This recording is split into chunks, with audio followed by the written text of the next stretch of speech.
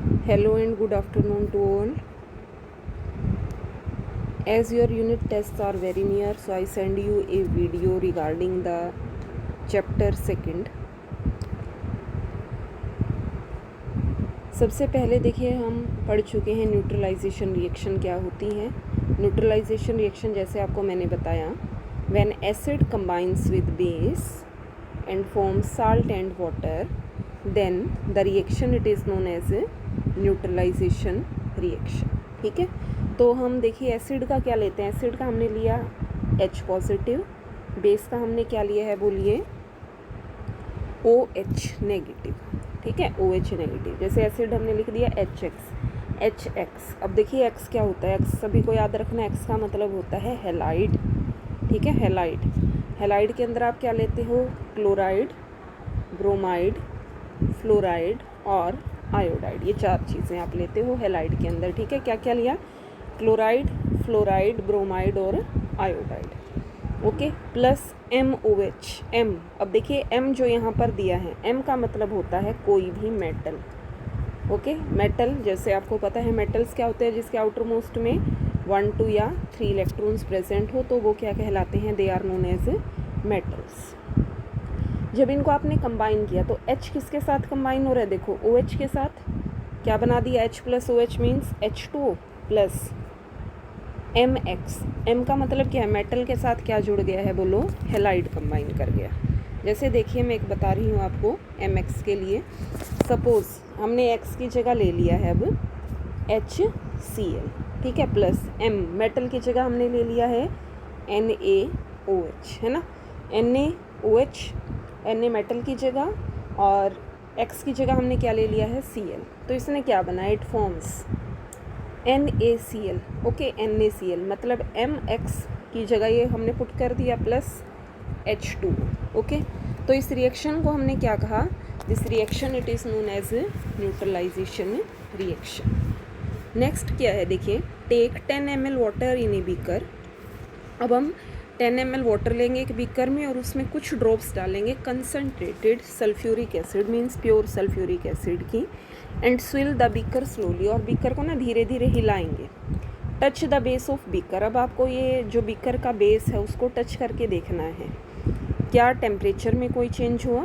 ये किस तरह की रिएक्शन है, देखिए एक्सो है या एंडो. एक्सो का मतलब तो मैंने आपको बताया जिसमें हीट रिलीज होती है, और एंडो क्या होती है, जिसमें हीट एब्जॉर्ब होती है. ओके, आप यही एक्टिविटी किसके साथ कर सकते हो, सोडियम हाइड्रोक्साइड पैलेट्स के साथ. तो मैं आपको पहले बता दूं, अगर आप एसिड को या बेस को पानी में डिसोल्व करते हो तो रिएक्शन हमेशा होती है एक्सोथर्मिक. ठीक है, एक्सोथर्मिक, हीट रिलीज होती है. Care must be taken. आपको बहुत ज़्यादा ध्यान रखना है अगर आप कंसनट्रेटेड सल्फ्यूरिक एसिड को या कंसनट्रेटेड हाइड्रोक्लोरिक एसिड को पानी के अंदर ऐड कर रहे हो. Acid always be added to water. Acid को हमेशा पानी के अंदर मिलाना चाहिए. कांस्टेंट स्टीरिंग मतलब लगातार उसको हिलाते भी रहें.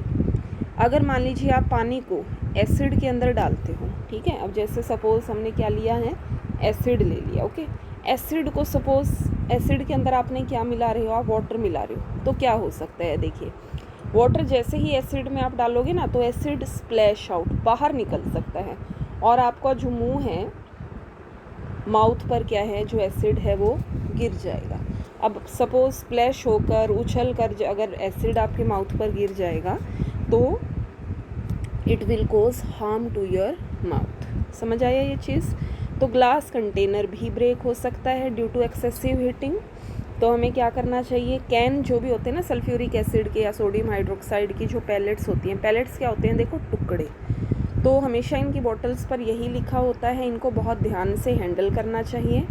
मिक्सिंग ऑफ एसिड और base with water.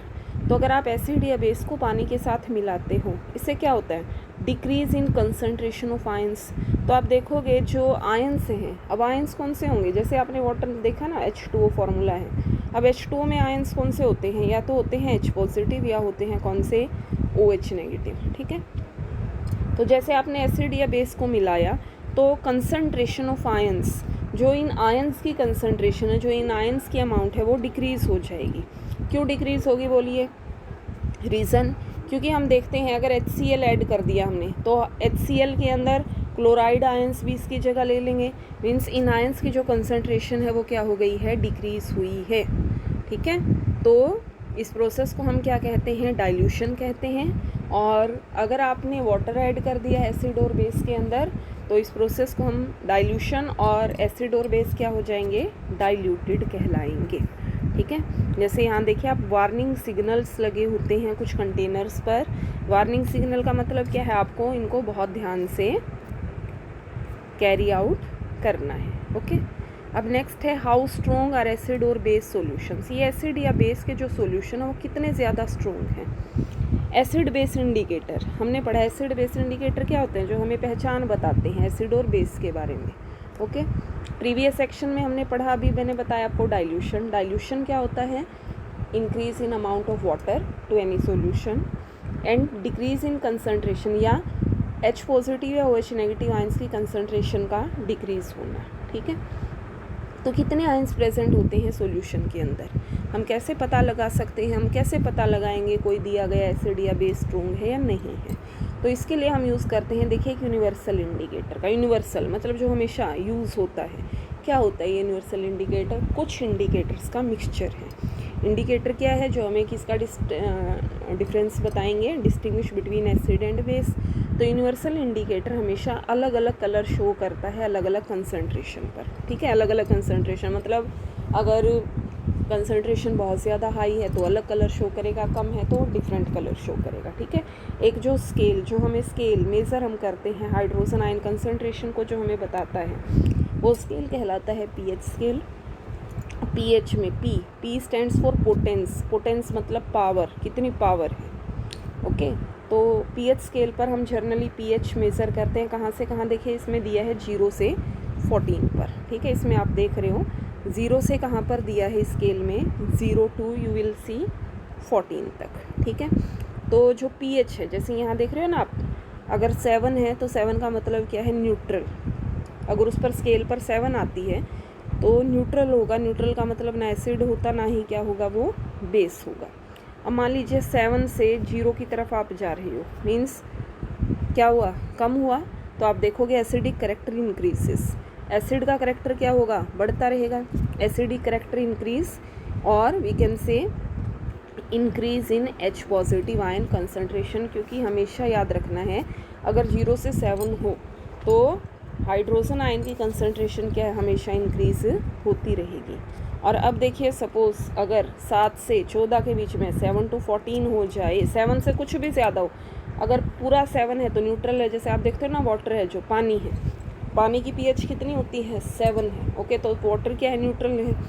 Basic character बढ़ता रहेगा अगर 7 to 14 है, और H पॉजिटिव आयन की कंसंट्रेशन तो घटती रहेगी, बट OH नेगेटिव आयंस की कंसंट्रेशन क्या होगी, इंक्रीज होती रहेगी। अब देखिए pH क्या है, कैसे आप बना सकते हो। एक paper impregnated with universal indicator, paper है, ओके, और पेपर पर आपने किस चीज़ को ऐड कर दिया है, यूनिवर्सल इंडिकेटर। तो ये किस चीज़ का काम करेगा, it will work as the pH paper. और pH पेपर आप क्या है, किसी भी सॉल्यूशन के अंदर कोई सॉल्यूशन दिया, उसमें आप क्या है, pH पेपर डाल देंगे।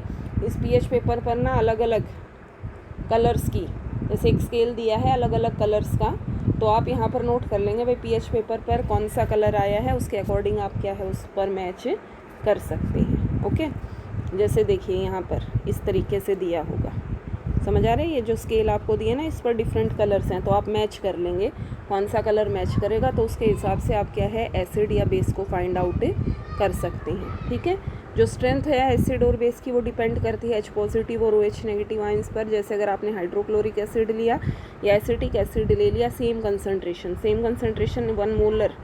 ठीक है, मोलर का मतलब मैंने आपको बता दिया नंबर ऑफ मोल्स। ठीक है, नंबर ऑफ मोल्स कितने प्रेजेंट होंगे।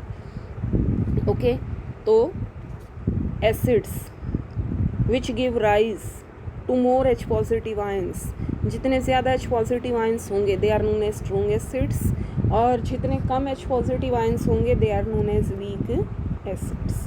ठीक है, तो आज आप इतना ही कर लेंगे। स्ट्रॉन्ग एसिड क्या है, वीक एसिड्स क्या होते हैं, या देखिए एक टेबल दी हुई है, इस टेबल से आप फाइंड आउट कर सकते हैं pH। स्लाइवा लार की जो pH है, कैसा कलर आया, तो आपको पता चलेगा, जैसा रंग आएगा इसके अकॉर्डिंग मैच कर सकते हैं आप, एसिड होगा या बेस होगा। Saliva before meal after meal, lemon juice की, कलरलेस एरिएटेड ड्रिंक की, कैरेट जूस की, कॉफ़ी की, टमाटो जूस की, टैप वाटर की, 1 molar NaOH, 1 molar HCl। Okay, 1 molar NaOH का मतलब क्या है, Na 23 + 16 + 1, ठीक है, जो उसका मोलर मास होगा। समझ आया? तो आज आप इतना ही करेंगे। Thank you.